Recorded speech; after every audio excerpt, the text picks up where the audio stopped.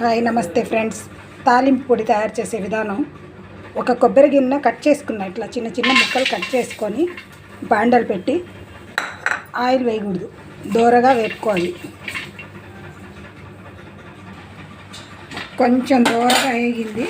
ఇప్పుడు మిరపకాయలు పై తొక్కలు వేసుకోవాలి, గింజలు వేయకూడదు. ఇప్పుడే మాడిపోతాయి గింజలు వేస్తే. కొంచెం కొద్దిగా వేడి చేయాలన్నమాట.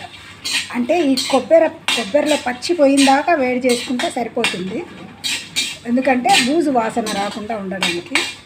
ఈ మిరపకాయలు కాస్త కొంచెం రంగు మారిందాక, అంటే మాడగొట్టకూడదు, అన్నీ ఒకే లెవెల్లో వచ్చినట్టు చూసుకోవాలి. కాస్త సెగ తగిలింది కదా, ఇప్పుడు ఈ గింజలు కూడా వేసేస్తున్నాను.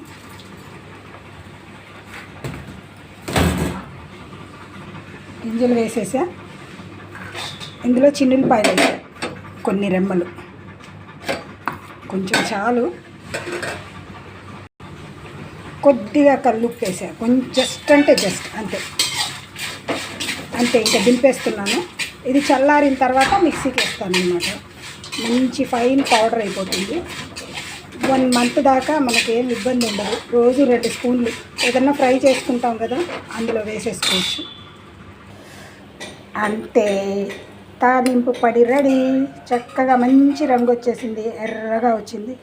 కొబ్బరి, కారం. దీన్ని ఏదన్నా మనం ఫ్రై చేసుకుంటాం కదా, అప్పుడు ఇట్లా మనకెంత అంటే ఫ్రైని బట్టి, కొంచెం ఎక్కువ ఉంటే 2 స్పూన్లు వేసుకోవచ్చు, తక్కువ ఉంటే 1 స్పూన్ వేసుకోవచ్చు, మరీ తక్కువ అయితే సగం వేసుకోవచ్చు. అట్లా చాలా కమ్మటి వాసన, మంచి రుచి భలే ఉంటుంది దీంతో. కానీ ఫ్రైలు చేసుకుంటే.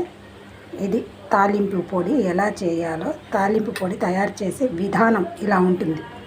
Okay friends, bye. అందరు చూస్తున్నారులే, కానీ ఏదైనా కామెంట్స్ రాయండి, రాసి లైక్ చేయండి.